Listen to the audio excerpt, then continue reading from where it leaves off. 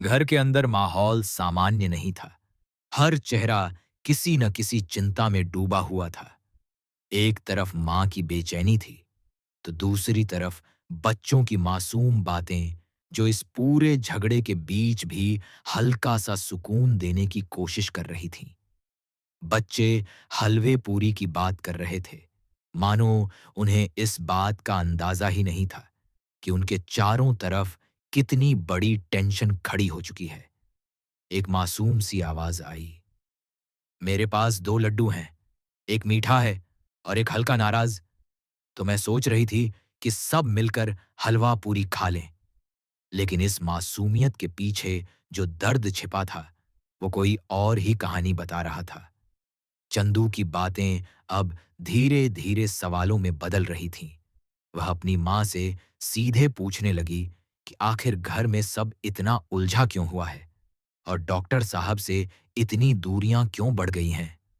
माहौल तब और भारी हो गया जब पुराने झगड़ों की बातें सामने आने लगीं। किसी ने कहा कि डॉक्टर साहब पर भरोसा किया गया था, लेकिन बार बार विवाद बढ़ते ही चले गए। चंदू मासूम होते हुए भी अब बड़ी बातें करने लगी थी। वह समझ नहीं पा रही थी कि जब कोई किसी को रुलाता नहीं, तो फिर हर रिश्ता दर्द में क्यों बदल रहा है। इधर दीपिका भी अंदर ही अंदर टूट रही थी। उसे लग रहा था कि बच्चों को बिना वजह डांटा गया है और हर कोई सिर्फ अपनी बात साबित करने में लगा है। लेकिन सबसे बड़ा सवाल यही था कि सच्चाई आखिर है क्या? क्या वाकई डॉक्टर साहब गलत हैं या फिर कहानी का दूसरा पहलू अभी किसी को पता ही नहीं है? चंदू बार बार यही कह रही थी कि उसे सच जानना है, कि उसके पापा ने उसे अपनाया क्यों नहीं और क्यों हर कोई उससे कुछ छुपा रहा है। लेकिन दीपिका उसे रोक रही थी। वह नहीं चाहती थी कि बच्चे उस सच तक पहुंचें जो उनके दिल को तोड़ सकता है। उसने साफ कहा कि चाहे उसे कितना भी बुरा क्यों न लगे, लेकिन वह कभी बच्चों के सामने किसी की बुराई नहीं करेगी, खासकर डॉक्टर साहब की। लेकिन असली तनाव तब बढ़ गया जब अचानक यह पता चला कि रागिनी और चंदू घर में नहीं हैं। पूरा घर जैसे एक पल में सन्न रह गया। आवाजें तेज हो गईं, शक बढ़ने लगा और हर कोई एक दूसरे पर सवाल उठाने लगा। किसी ने कहा कि दोनों बच्चे डॉक्टर साहब के पास हो सकते हैं, तो किसी ने इसे एक नई साजिश मान लिया। और इसी बीच सबसे बड़ा सवाल सामने आया, क्या बच्चे सच में खुद गए हैं या फिर उन्हें किसी ने जानबूझकर गायब किया है। घर का हर कोना अब डर और शक से भर चुका था और इसी डर के बीच एक नई सच्चाई धीरे धीरे बाहर आने वाली थी, जो हर रिश्ते को हिलाकर रख देगी। घर में जैसे ही यह खबर फैली कि चंदू और रागिनी दोनों गायब हैं, पूरे माहौल में हड़कंप मच गया। पहले जो आवाजें सिर्फ बहस और तकरार तक सीमित थीं, अब वही आवाजें चीखों और डर में बदल गईं। हर कोई एक दूसरे से सवाल कर रहा था, लेकिन किसी के पास कोई पक्का जवाब नहीं था। मां का दिल तेजी से धड़क रहा था, आंखों में आंसू थे और दिमाग में सिर्फ एक ही बात घूम रही थी, मेरे बच्चे कहाँ हैं। दीपिका बार बार यही कह रही थी कि बच्चे यूं ही कहीं नहीं जा सकते, जरूर इसके पीछे कोई न कोई वजह है। लेकिन दूसरी तरफ शक की सुई बार बार एक ही नाम पर आकर रुक रही थी, डॉक्टर साहब। किसी को लग रहा था कि वही बच्चों को अपने पास ले गए होंगे, तो कोई इसे एक गहरी साजिश मान रहा था जो पहले से ही रची जा चुकी थी। चंदू की मासूमियत अब डर में बदल चुकी थी और रागिनी की चुप्पी इस रहस्य को और भी गहरा कर रही थी। इसी बीच अचानक एक नई बात सामने आई। किसी ने कहा कि उन्होंने बच्चों को आखिरी बार डॉक्टर साहब के पास जाने के लिए बात करते हुए देखा था। बस फिर क्या था, शक और गहरा हो गया। घर के लोग बिना समय गंवाए डॉक्टर साहब के घर की ओर निकल पड़े। रास्ते में हर किसी के मन में अलग-अलग डर थे। कोई सोच रहा था कि अगर बच्चे वहां मिले तो सब ठीक हो जाएगा, और कोई यह सोच रहा था कि अगर बच्चे वहां नहीं मिले तो मामला और भी बिगड़ जाएगा। डॉक्टर साहब के घर पहुंचते ही माहौल और भी तनावपूर्ण हो गया। दरवाजा जोर से खटखटाया गया, और जैसे ही दरवाजा खुला, सामने डॉक्टर साहब खड़े थे। उनके चेहरे पर पहले हैरानी थी, फिर धीरे-धीरे गुस्सा, और फिर ठंडी गंभीरता आ गई। अंदर का माहौल शांत था, लेकिन बाहर खड़े लोगों के दिलों में तूफान चल रहा था। बिना देर किए सवालों की बौछार शुरू हो गई। हमारे बच्चे कहाँ हैं? आपने उन्हें क्यों छुपाया है? क्या आप सच में इतनी गिरावट पर आ गए हैं कि बच्चों को भी इसमें शामिल कर लिया? लेकिन डॉक्टर साहब ने एकदम शांत आवाज में जवाब दिया कि उन्हें इन बच्चों के बारे में कोई जानकारी नहीं है। यह जवाब सुनकर किसी को भरोसा नहीं हुआ, बल्कि शक और बढ़ गया। किसी ने कहा कि यह झूठ है, कोई न कोई नाटक चल रहा है। माहौल इतना बिगड़ गया कि बात पुलिस तक पहुंचने की नौबत आ गई। लेकिन डॉक्टर साहब भी पीछे हटने वाले नहीं थे। उन्होंने साफ कहा कि अगर बच्चे उनके पास होते तो वह खुद बता देते। छुपाने की उन्हें कोई जरूरत नहीं है। उधर चंदू और रागिनी किसी अज्ञात जगह पर थे। दोनों डरे हुए थे, लेकिन साथ थे। चंदू बार बार रागिनी से पूछ रही थी कि क्या उन्हें घर वापस जाना चाहिए या इंतजार करना चाहिए। रागिनी चुप थी, लेकिन उसकी आंखों में डर साफ दिख रहा था। उसे लग रहा था कि अगर वे समय पर वापस नहीं पहुंचे तो हालात और भी बिगड़ सकते हैं। इधर घर में शक अब लड़ाई में बदल चुका था। हर कोई एक दूसरे को दोष देने लगा था। रिश्तों में भरोसा टूटने लगा था, और सच्चाई और भी धुंधली होती जा रही थी। लेकिन किसी को यह नहीं पता था कि असली खेल अब भी शुरू ही हुआ है, क्योंकि इस गायब होने के पीछे सिर्फ एक घटना नहीं, बल्कि एक बहुत बड़ी साजिश छुपी हुई थी, जो धीरे-धीरे हर किसी का सच सामने लाने वाली थी। डॉक्टर साहब के घर पर माहौल अब पूरी तरह से बिगड़ चुका था। बाहर खड़े लोग गुस्से में थे। सवालों की बौछार थम नहीं रही थी, और हर कोई एक ही बात पर अड़ा हुआ था। बच्चे यही हैं, बस सच छुपाया जा रहा है।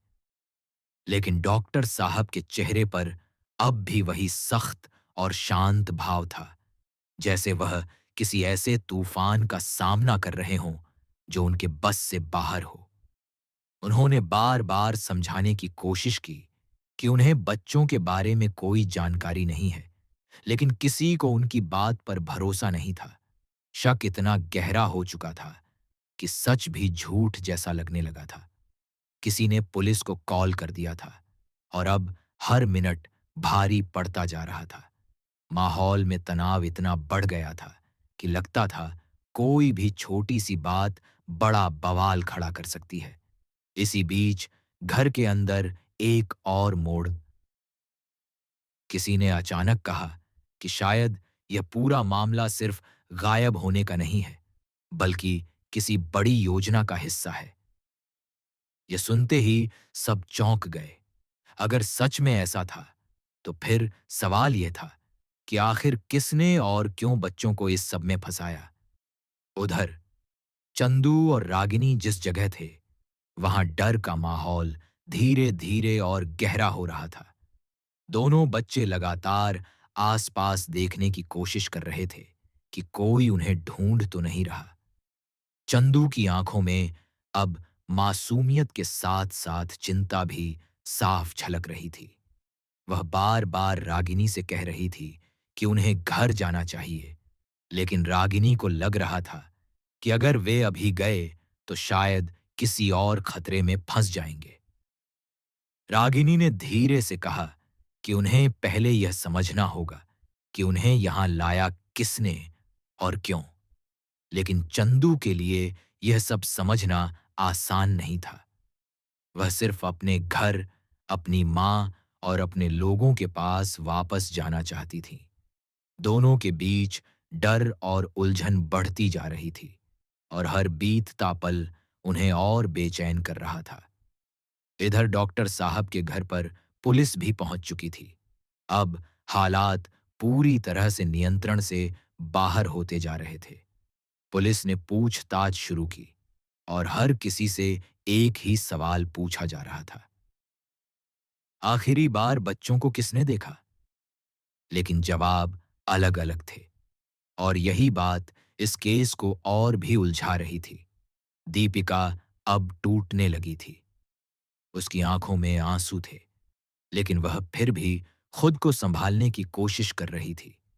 उसे लग रहा था कि कहीं न कहीं कोई बहुत बड़ा सच छुपा हुआ है, जो अभी किसी की पकड़ में नहीं आया है। वह बार-बार यही कह रही थी कि उसके बच्चे यूं ही गायब नहीं हो सकते। ज़रूर इसके पीछे कोई ऐसा इंसान है जो सबको गुमराह कर रहा है। डॉक्टर साहब भी अब अंदर से परेशान होने लगे थे, लेकिन उन्होंने खुद को संभाला हुआ था। उन्हें लग रहा था कि यह सब किसी साजिश का हिस्सा है, जिसमें उन्हें जानबूझकर फंसाया जा रहा है। लेकिन सबसे बड़ा सवाल यही था, अगर वह निर्दोष हैं, तो फिर बच्चे आखिर गए कहाँ? इसी बीच एक छोटा-सा सुराग सामने आया। किसी ने बताया कि बच्चों को आखिरी बार घर के पास वाले रास्ते की ओर जाते देखा गया था और उनके साथ कोई और भी था। यह सुनते ही कहानी ने एक नया मोड़ ले लिया। अब शक सिर्फ डॉक्टर साहब तक सीमित नहीं रहा, बल्कि किसी अनजान तीसरे इंसान की तरफ भी इशारा करने लगा था। लेकिन असली सच अब भी अंधेरे में था और हर कोई बस उसी एक पल का इंतजार कर रहा था, जब यह रहस्य पूरी तरह से खुलकर सामने आएगा। क्योंकि यह सिर्फ गायब होने की कहानी नहीं थी। यह भरोसे, धोखे और एक खतरनाक साजिश की शुरुआत थी। पुलिस की पूछताछ के बीच पूरा माहौल अब अंतिम मोड़ पर पहुंच चुका था। हर चेहरा तनाव में था, हर आंख किसी न किसी जवाब की तलाश में थी। डॉक्टर साहब लगातार यही कह रहे थे कि उनका इस पूरे मामले से कोई लेना देना नहीं है, लेकिन हालात ऐसे बन चुके थे कि सच बोलना भी अब किसी को झूठ जैसा लगने लगा था। दीपिका अब पूरी तरह टूट चुकी थी। उसकी आंखों में सिर्फ बच्चों की तस्वीरें घूम रही थीं। वह बार-बार बस एक ही बात कह रही थी, मुझे मेरे बच्चे चाहिए, चाहे कोई भी सच हो, बस वे सुरक्षित वापस आ जाएं। लेकिन इस दर्द के बीच भी वह अपने आप को संभालने की कोशिश कर रही थी, क्योंकि उसे यकीन था कि कहीं न कहीं कोई बहुत बड़ी गड़बड़ ज़रूर है। इसी बीच अचानक पुलिस को एक नया सुराग मिला और इसी सुराग ने पूरी कहानी की दिशा बदल दी। पता चला कि चंदू और रागिनी को किसी अनजान शख्स ने घर के पास से बहलाकर कहीं ले जाने की कोशिश की थी। यह सुनते ही सबके होश उड़ गए। अब यह साफ हो गया कि बच्चे खुद नहीं गए थे, बल्कि उन्हें जानबूझकर ले जाया गया था। उधर चंदू और रागिनी जिस जगह थे, वहां हालात अब और गंभीर हो चुके थे। वह समझ चुके थे कि उन्हें फंसाया गया है। चंदू की आंखों में डर था, लेकिन अब उसके अंदर हिम्मत भी जाग रही थी।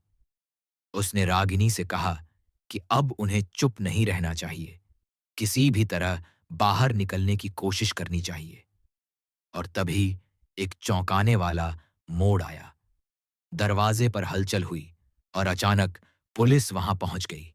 जैसे ही दरवाजा खुला, दोनों बच्चे सुरक्षित मिल गए। पूरे कमरे में सन्नाटा छा गया और फिर एक साथ राहत की सांस। चंदू दौड़कर सीधे दीपिका के पास पहुंची और उसे गले लगा लिया। लेकिन कहानी अब भी खत्म नहीं हुई थी। क्योंकि असली साजिश का पर्दाफाश अब होना बाकी था। पुलिस ने जब जांच आगे बढ़ाई तो सामने आया कि इस पूरे मामले के पीछे एक गलतफहमी और किसी तीसरे व्यक्ति की चाल थी, जिसने दोनों परिवारों के बीच दरार पैदा करने की कोशिश की थी। डॉक्टर साहब भी अब हैरान थे कि उन्हें बिना वजह इस पूरे मामले में फंसाया गया। धीरे-धीरे सच सामने आने लगा कि बच्चों को कोई नुकसान पहुंचाने की योजना नहीं थी, बल्कि किसी ने सिर्फ रिश्तों में जहर घोलने और दोनों पक्षों को आमने-सामने लाने की कोशिश की थी। जब पूरा सच सामने आया, तो हर कोई शर्मिंदा था। गुस्सा धीरे-धीरे पछतावे में बदल गया। दीपिका ने अपने बच्चों को सीने से लगा लिया और उसकी आंखों से आंसू रुक नहीं रहे थे। इस बार दर्द का नहीं, बल्कि राहत का। डॉक्टर साहब ने भी कहा कि कभी-कभी सबसे बड़ा खतरा बाहर नहीं, बल्कि हमारे बीच की गलतफहमियां होती हैं। और अगर समय रहते सच न समझा जाए, तो रिश्ते हमेशा के लिए टूट सकते हैं। और इस तरह इस खौफनाक साजिश का अंत हुआ, लेकिन पीछे छोड़ गया एक बड़ा सबक कि शक और गुस्से में लिया गया हर फैसला कभी-कभी सबसे मासूम रिश्तों को भी खतरे में डाल देता है। और सच हमेशा देर से ही सही, लेकिन सामने जरूर आता है।